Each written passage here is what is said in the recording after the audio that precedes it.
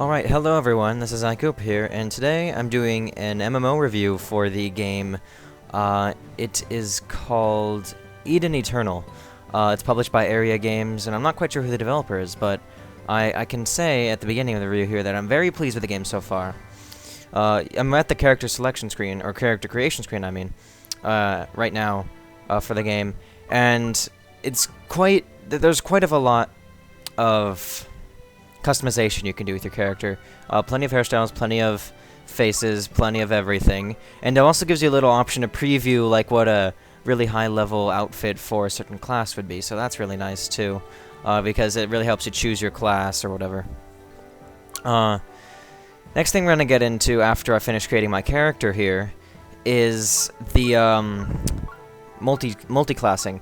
So if you didn't notice, when I looked through the different outfits at the bottom there, it showed me having one class, or it showed different classes that I can check out the outfits for. And this game has different multi-classes. And so basically, what that means is that you can switch classes on the fly and use different weapons and use different skills and level up those skills. Here we're looking at the different traits, and traits or talents, or whatever they're called, basically are something that sticks with the character for the entire game, entire time you play as that character. You will have the trait you choose at the beginning, so choose wisely. And they're kind of like a specialty. You'll notice that some are more magic-oriented, some are more physically oriented, like the one that's selected right now. Increases physical crit, and that increases magical crit. So, there are these things, these traits for all sorts of things. After that, we're gonna go into creating it. It confirms whether or not you want to do this. There's a cutscene here, which is nice for a free MMO, but I'm gonna skip it.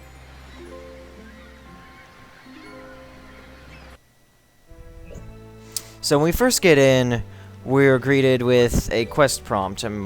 As you can see, the graphics aren't half bad for a free-to-play game. However, it is pretty overcrowded. This is me going on to Channel 1 because I didn't know any better.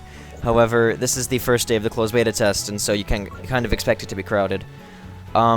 Quests are generally easy to do because you can open up your quest log with L, and it allows you to just go, like, click a button that'll take you to wherever you were going to go before.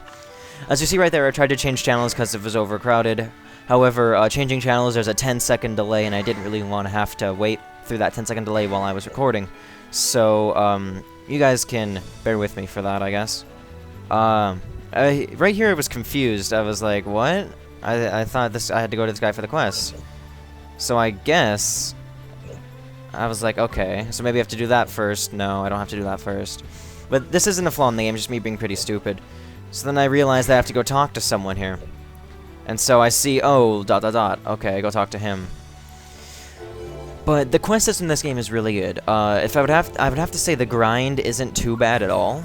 The grind is basically, maybe you'll have to grind a little bit to get to your next quest, but ultimately the quests determine your leveling speed. If you do quests, you're gonna level up really quickly.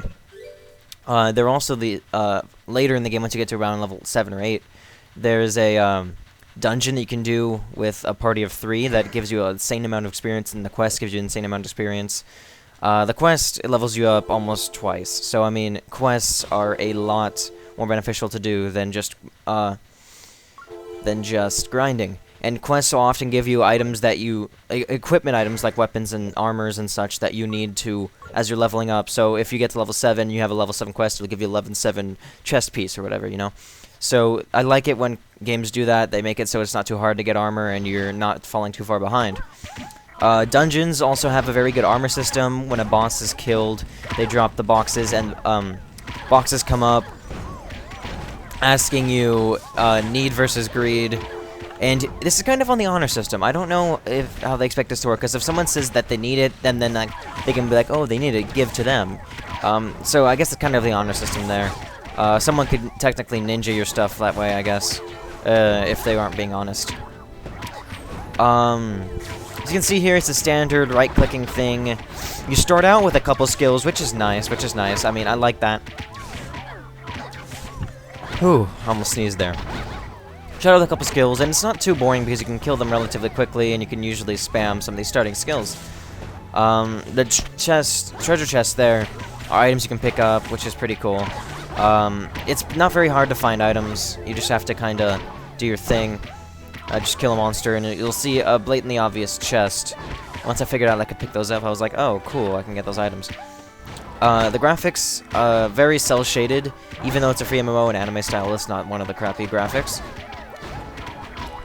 What else to think about? Oh yeah, for each class, there's different weapons you can use. For the warrior class that I am for the first few levels of the game until I get to my desired level of 10 and choose archers.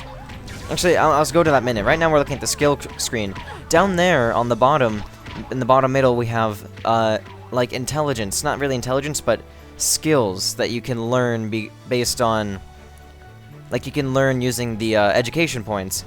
And those are permanent increases to your stats, and every time you level up your class, you get more of those, and those are class-specific. So you have a set of skills for your class, a set of skills for your trait, a set of skills for your... another set of active skills for your class. So you have passive skills for your class, active skills for your class, and some skills for your traits.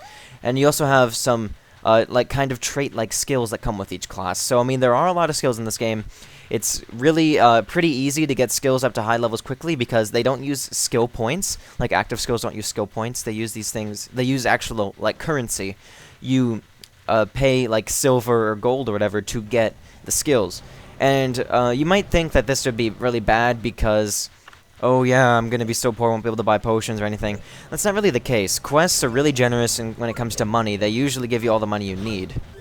Classes also use different weapons for... different things, and that's really nice. So this game is overall very, very good, and I highly recommend you go download this and try it out because it is free to play, and you're not going to be losing anything. I will put the link down in the description. This has been iKoopa, and I'll see you all next time.